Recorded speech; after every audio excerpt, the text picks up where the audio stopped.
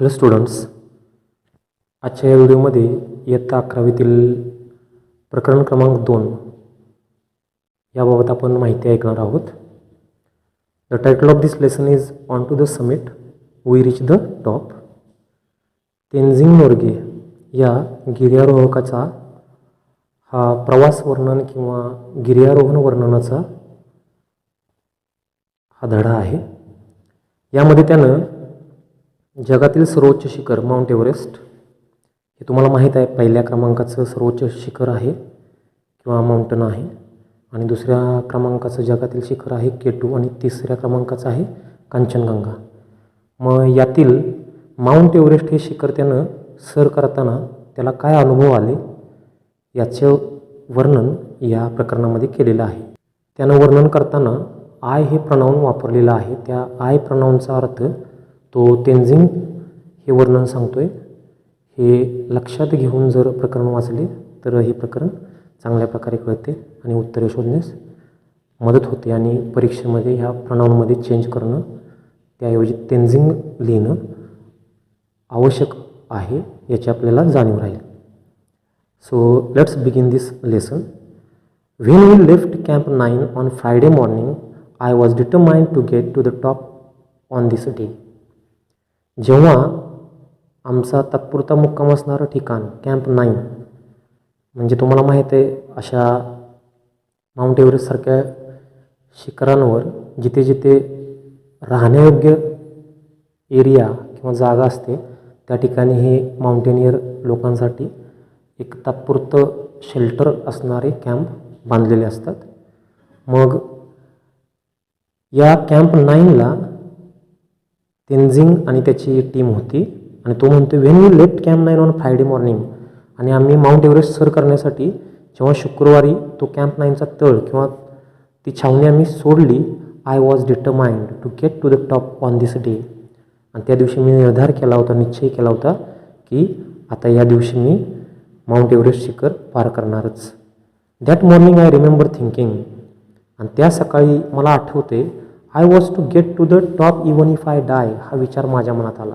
तो सांगतो की जरी आज मरण आलं तरी चालेल, but I am determined somehow to get to the top on that particular day. तो म्हणतोय की पण त्याच दिवशी मी आज हे माउंट एव्हरेस्टचं शिखर सर करणारच, हा विचार मी मनाशी पक्का ठरवलेला होता.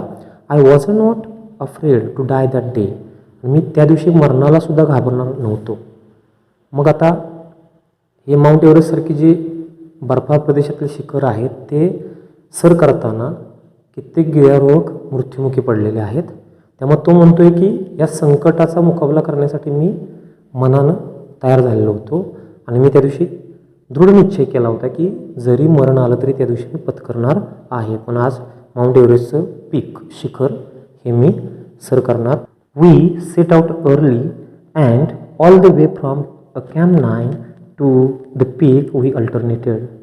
आणि आम्ही लवकरच आमच्या त्या मोहिमेला सुरुवात केली, आणि त्या 9व्या क्रमांकाच्या त्या छावणीपासून ते शिखराच्या दिशेनं आम्ही जागा बदलत बदलत आळीपाळीनं पुढे मागे होत होत पुढे पुढे सरकत राहिलो.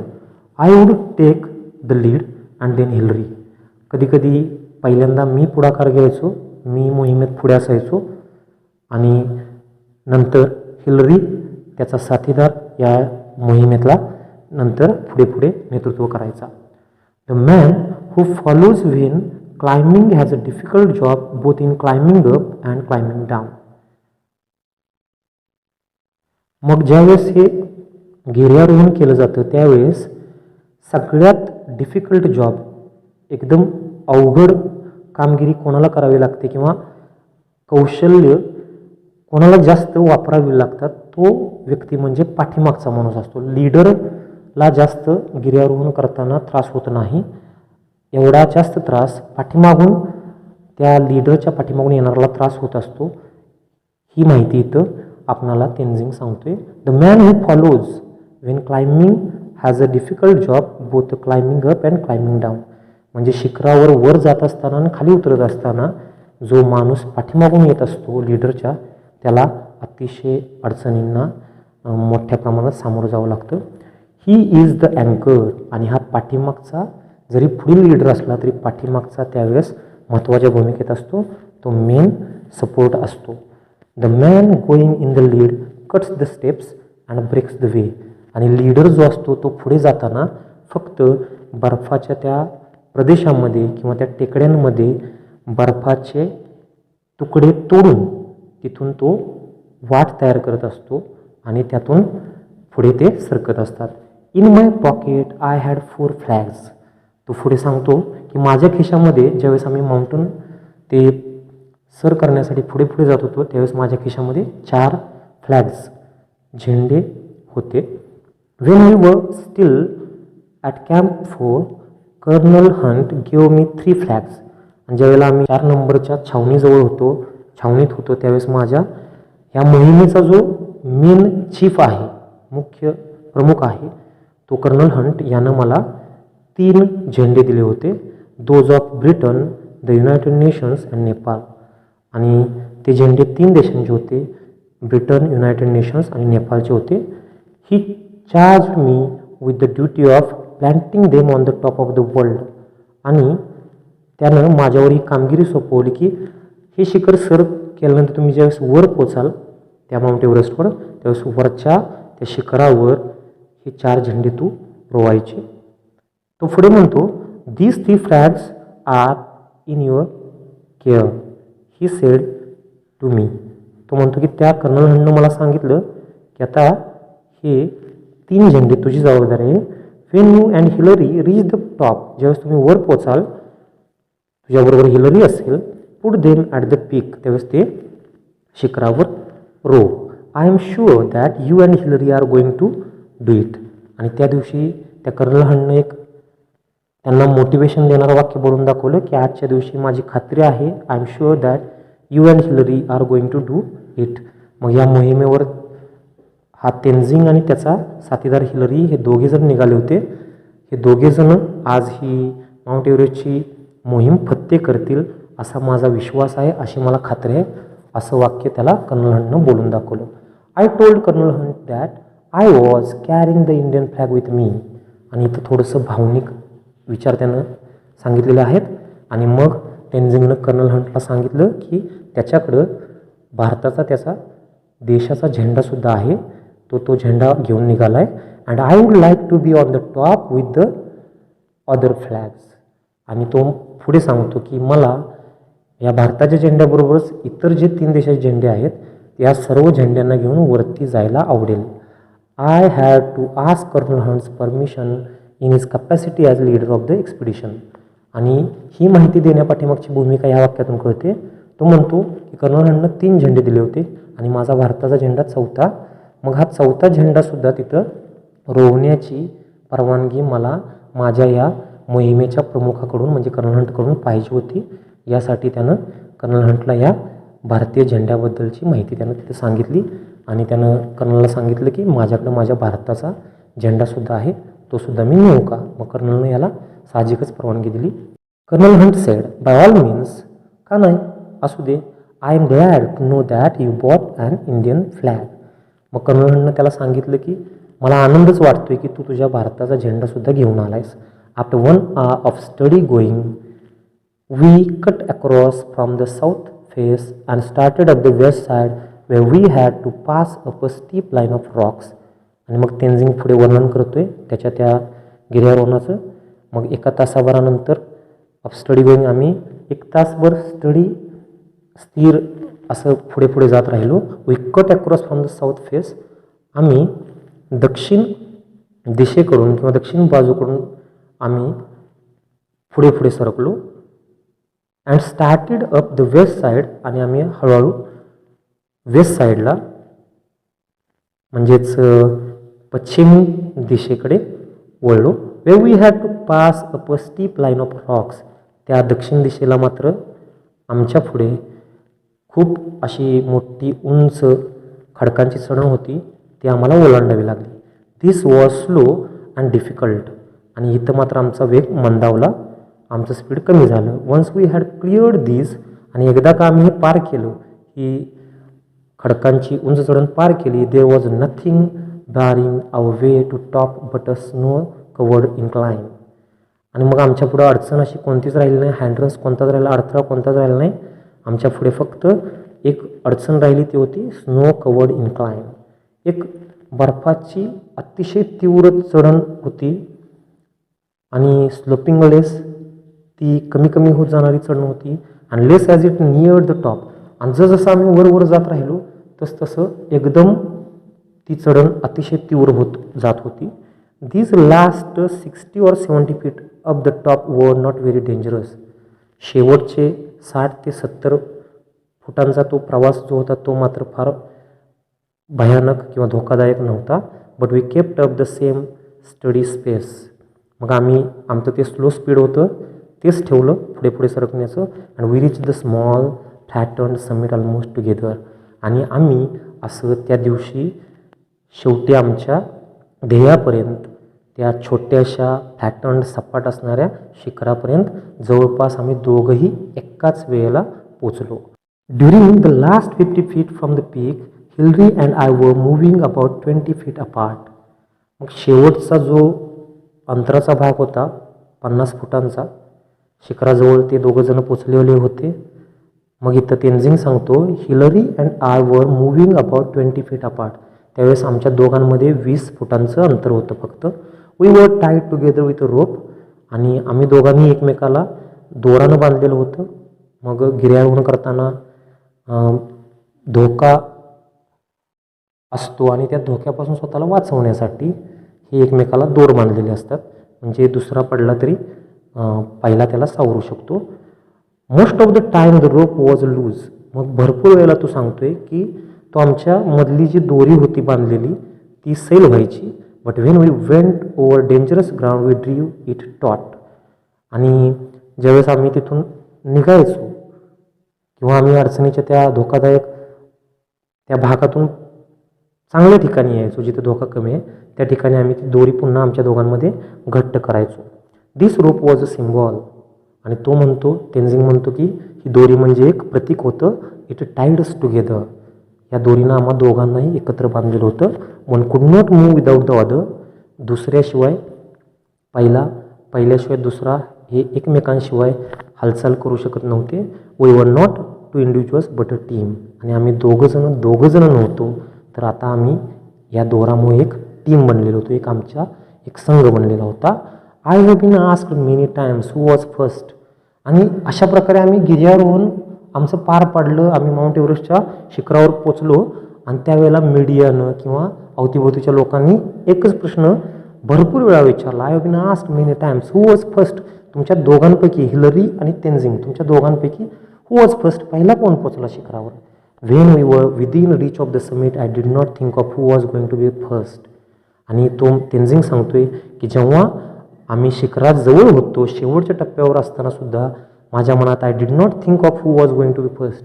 माझ्या मनात असा विचारसुद्धा आला नव्हता की इथं शिखरावर आता आमच्या दोघातला पहिला कोण पोचेल. I am sure that Hillary was not thinking that. आणि मला खात्री येतो म्हणतो की माझा पार्टनर जो होता त्या मोहिमेमधला हिलरी, त्यानं सुद्धा असा विचार केला नसेल. Climbing takes all your attention. आणि ज्यावेळेस तुम्ही गिर्यारोहण करताना त्यावेळेस तुम्हाला अतिशय लक्ष केंद्रित करून गिर्यारोहण करावं लागतं, कारण असंख्य धोके असतात. You have many more important worries. कारण हे असले प्रश्न, हू वॉज फर्स्ट, अशा क्षुल्लक प्रश्नांपेक्षा असंख्य अशा अडचणी किंवा धोक्यांना तिथं सामोरं जावं लागतं. आणि अशा कितीतरी असंख्य अडचणी तुमच्या समोर असतात, त्यामुळे तुम्हाला हे असले विचार मनात येत नाहीत. What does it matter whether I reach the top first or Hillary.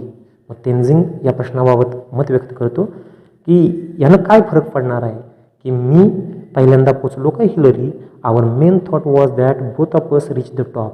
कारण आमच्या दोघांची पण मुख्य इच्छा, मुख्य स्वप्न एकच होतं, मुख्य ध्येय एकच होतं की आम्ही दोघांनीही आज हे माउंट एव्हरेस्टचं शिखर सर करावं. We had to. आणि आम्हाला ते करावंच लागणार होतं किंवा करायचंच होतं. One couldn't do it alone. आणि आम्हा दोघांपैकी एक जरी नसता तरी ते अशक्य होतं. One couldn't do it alone. Hillary एकट्यानं किंवा तेनझिंग एकट्यानं हे माउंट एव्हरेस्ट शिखर सर करू शकणार नव्हता, अशी भावना इथं तेनझिंग व्यक्त करतो. If there had been a difference of 1000 feet between us.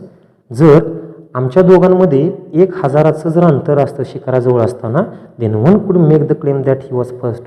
मग मात्र आमच्या दोघांपैकी एखादा म्हणू शकला असता की तो जो जवळ होता शिखरावर जो पहिल्यांदा पोचला तो पहिला पोचला. But even then only the man behind him could confirm the distance between the two of them. पण असं असलं तरी पाठीमागून येणारा व्यक्ती, मागील व्यक्तीच निश्चितपणे दोघांमध्ये अंतर किती होतं हे सांगू शकत होता. कारण दोर नियंत्रण करणं, जी स्ट्रिंग आहे, रोप आहे, त्याचं नियंत्रण कंट्रोल त्याच्याकडेच असायचं. वेन वी रीच काठमांडू, मग अशा प्रकारे माउंट एव्हरेस्ट शिखर सर केल्यानंतर ते काठमांडू या ठिकाणी पोचले. We discover that a controversy had arisen. त्यावेळेस तो म्हणतोय हा पहिल्यांदा कोण पोचला हा प्रश्न मीडियामध्ये अतिशय वादाचा बनलेला होता आणि सगळीकडे याच्यावर वाद चालू झालेला होता. We talked it over, Hillary, Colonel Hunt and I. आणि मग आम्ही ह्या विषयावर चर्चा केली तिघांनी, हिलरी, कर्नल हंट आणि तेनझिंगनं. We agreed that all the talk was childish. आणि आमच्या चर्चेमध्ये असं ठरलं की all the talk was childish. ही जी सगळी कंट्रोवर्सी, डिस्कशन किंवा हे जे सगळं टॉक चाललेलं आहे, ही जी चर्चा चालली आहे, वाद चाललेला आहे, इट इज चाइल्डिश. हा बालिश आहे, हा पोरकट आहे. So we made a pact. आणि आम्ही तिघांनी लगेच तिथे एक छोटासा ॲग्रीमेंट केला, कॉन्ट्रॅक्ट केलं की each of us sign it in the office of the prime minister of Nepal. आणि मग आम्ही तिघांनी एक ठरवलं याच्याबद्दल, या वादावर पडदा पडण्यासाठी काय मीडियासमोर मांडलं पाहिजे. आणि त्यासाठी आम्ही जे नेपाळचे पंतप्रधान आहेत त्यांच्या कार्यालयामध्ये आम्ही एक पॅक्ट ॲग्रीमेंट सह्या करून दिलं.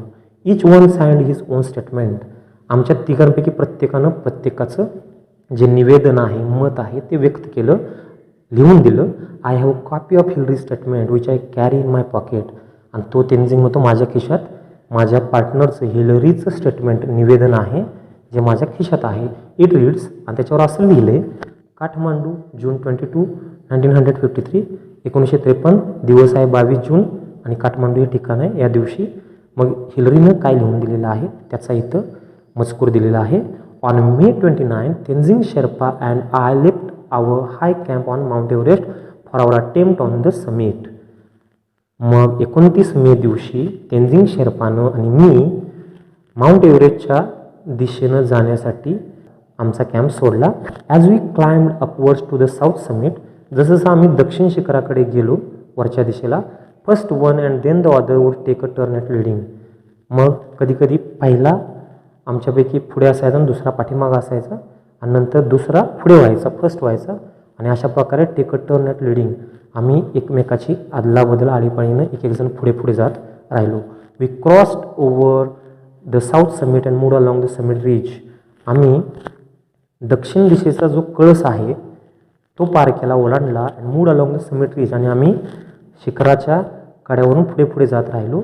We reach the summit almost together. आणि आम्ही दोघं सुद्धा एकाच वेळेला पोचलो. We embrace each other overjoyed at our success. आणि आम्ही दोघांनी ज्यावेळेस शिखर पार केलं, आम्ही शिखरावर वर पोचलो त्यावेळेस एकमेकाला आलिंगन दिलं. Then I took photograph of Tenzing. आणि हिलरी इथं सांगतो की मी तेनझिंगचा फोटो काढला, holding aloft the flags of Great Britain, Nepal, United Nations and India. तेनझिंगनं वर पोचल्यावर हे 4 देशाचे झेंडे जे फडकवले हवेत ती पोज असताना हिलरी म्हणतो मी त्याचा फोटो काढला. आणि त्याच्या खाली साईन होती, हिलरीनं स्वतः केलेली, signed EP Hillary. There is another paper like this in English. आणि याचसारखा सेम दुसरा इंग्रजीमध्ये पेपर होता, साइन्ड बाय मी, जो मी सही केला होता. Thus we will not take part in any controversy. आणि मग तेनझिंग इथं मत मांडतो की मग हे अशा प्रकारचं ॲग्रीमेंट आम्ही लिहून दिल्यामुळं आम्ही ठरवलं होतं की आम्ही अशा वादामध्ये भागच घेणार नाही, अशा चर्चेमध्ये सामील होणार नाही. Thus we will not take part in any controversy as the statement says. आणि आमची निवेदनं म्हणतात, Hillary and I embrace each other when we reach the top. आम्ही दोघांनी वर पोचलो, एकमेकाला आलिंगन दिलं. We did as well as our bulky equipment would let us. आणि एवढं अवजड साहित्य तिथं वर जाताना घेऊन जावं लागतं, ते असूनसुद्धा आम्हाला जेवढं जमेल तसं आम्ही एकमेकाला मिठी मारली. आय रिमेंबर सेइंग टू हिम. आणि तेनझिंग म्हणतोय मला आठवते मी त्याला बोललो तिथं वर पोचल्यावर, वी हॅव डन इट. आज आपण हे केलंच रे. आणि हे वाक्य मात्र तिथल्या त्या वातावरणामुळं, त्यांच्याकडे असणाऱ्या मास्कमुळं, सिलेंडरमुळं, त्या अवजड साहित्यामुळं एकमेकाला ऐकू जाऊ शकत नव्हतं. आणि मग मात्र तो इथं सांगतोय की मी बोललेलं वाक्य मात्र माझा पार्टनर हिलरी ऐकू शकत नव्हता, बट वी कुडंट हिअर. आम्ही दोघं एकमेकांचं ऐकू शकत नव्हतो because we had our oxygen mask on it. कारण आमच्या चेहऱ्यावर तोंडावर ऑक्सिजनचं मास्क होतं, त्यामुळे बोललेलं वी हॅव डन इटचं हे वाक्य माझ्या पार्टनरला ऐकू येऊ शकत नव्हतं आणि मलाही ऐकता येत नव्हतं. आणि अशा प्रकारे आपण हा फर्स्ट पार्ट ऐकलेला आहे. इथून पुढच्या भागामध्ये तेनझिंगनं त्याच्या मनामध्ये कोणते कोणते विचार आले आणि नेमकं माउंट एव्हरेस्टचे शिखर पार केल्यानंतर खाली उतरताना काय अडचणी आल्या त्याबाबत वर्णन केलेलं आहे. ते आपण नेक्स्ट व्हिडिओमध्ये पाहू. Thanks for watching. See you. Bye.